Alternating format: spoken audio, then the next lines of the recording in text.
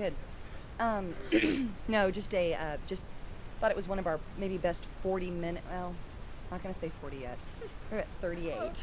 38. We can take away the first 2 minutes of the second half, but again, just really happy with our defensive effort. I think that's exactly where we need to be at this time of year. We'll have our biggest challenge with that come Friday night with South Dakota State here.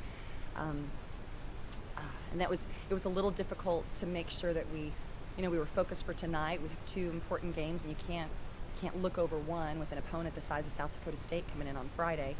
And I know that USD is the one who's at the top of the leaderboard right now, but there's just so much tradition for South Dakota State. It's been a great rivalry in the past, and we're really looking forward to getting back to the point that we can really be a quality rival opponent with them as well. But defensively, this is exactly where I want to see us at this time of year. Defense wins championships, and especially on our home court. Just really happy. I thought Jordan Doyle, Jordan didn't have as good of a shooting game as she's had for us the last several weeks, but I thought defensively she just gave their point guard all she could handle. And I was just really proud of Jordan. I thought she did a really good job. And the reason Manuel is sitting here next to me, I'm sure too, is because she just gave us incredible minutes off the bench and just exploded, with a couple of breakaway layups and great steals at key times. And she did it every time we put her into the game tonight. So just that kind of leadership out of our seniors right now too, with Vicky's play inside. And then Toy ran a little point guard the last 4 minutes of the game or so as we began to sub some younger players in. And I really liked how Toy took control of everything on the floor, and I thought she led really well. And so I'm just really happy with the roles that we're fitting into here in the middle of February, and I just think we're continuing to play better, not peaked yet. But I thought, especially in the first half, we're just very balanced scoring for us and a very balanced offense attack. Not as big a night for Vicky, and hopefully nobody's going to say, well, what was wrong with Vicky tonight? But she only had 18 rebounds.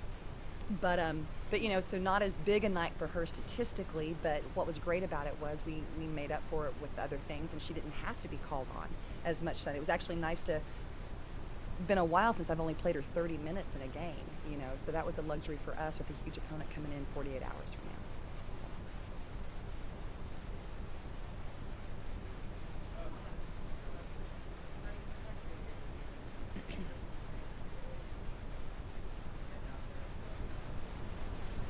I feel like tonight we finally showed everyone what we do in practice.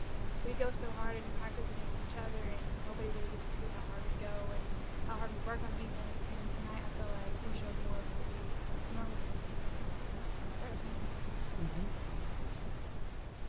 Coach, you talked about that. She's here a couple times. She's here kind of not here with us.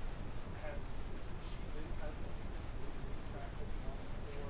It's kind of sets the tone for you. Yeah, and I think Ty's playing her best basketball in her 2 years here at ORU. I think she's just comfortable right now, I think, is part of it. I think, and she's doing it day in and day out. But Ty, the thing about Ty is that she came to us, and we knew she'd be an incredible defender from the very beginning, coming out of Butler Junior College. She just, Mike Helmer just went on and on and on about Ty, in the recruiting process, and he was right on everything that he did. But I mean, she took a couple of shots tonight in the games that, the one where anyway, I won't go back, and it'll be our little play-by-play. Remember that time that, but shots that she hits in practice too. She's become a much more of a well-rounded player, and hitting the offensive rebounds and high percentage shots. But when she comes in and does what she does defensively in a game situation like this, that's what she does for us in practice, and it's exactly what we need.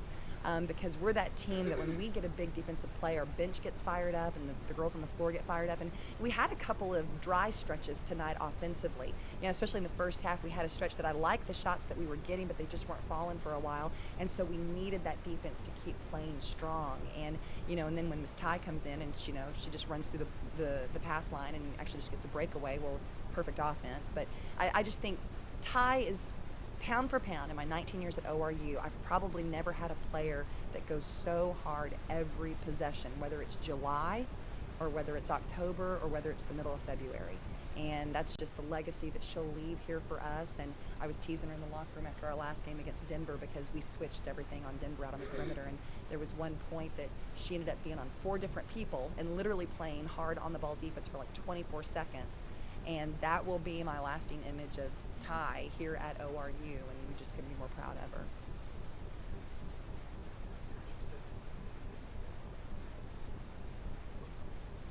Um, in spurts, I think we have a short attention span. Is we kind of things are kind of clicking well, and it'll be going well at both ends of the floor, and then we'll just kind of have somebody will have a little default moment that they'll kind of get out of the rhythm of that, and I don't think we will really peak until we can really eliminate a lot of those moments, and they just happen in different places. There's not just one player who does it or is famous for doing it. It just kind of happens with several, and what we end up having, sometimes it really hurts us when we give up a lead, is when we have several do it in a row. So I think it's just more of just increasing, that's mental toughness is what a lot of that is. And I think as our defense gets better, shots are falling for us at this time of year, both here and on the road, but I think we've got to keep being more and more mentally tough these last 3 weeks getting ready for the conference tournament, because we've got a very inexperienced group that's going to be heading up there, and that'll be really important for us to be in the game mentally.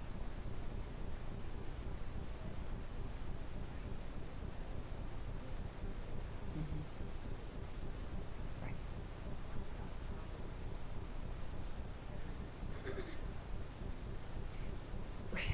When all three assistant coaches, Kyron and Boyne and Royce, they all combine their efforts on every scouting report. And when I walked into the office, it was probably last Thursday, because we had Denver last Saturday. It was probably last Thursday or Friday, and I walked in, and Boyne was already working ahead on this week, and he said, Coach, he said, don't go back and watch the North Dakota State tape. He said, I can't find anything good in it to put in our scouting report, for the girls this week.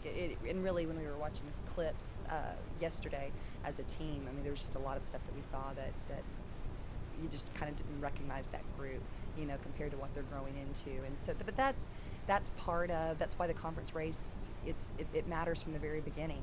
I mean, that we didn't know then what we needed to know. And we needed that experience of getting out and experiencing what the Summit League was all about. And North Dakota State was hot at the very beginning. They had 3 great wins at the start of the season and knocked off South Dakota State at home. And so, that's just part of how the conference schedule falls. But when I look back at that, the great thing is that we learned a lot that weekend with the loss at North Dakota State and the loss at Denver. And it's made us better. It's made us better, and so losses, we'll take those. It may not give us a #1 seed going into Sioux Falls as a result of those hiccups there, but it'll make us a better squad going to Sioux Falls, and that's what we're really got to count on.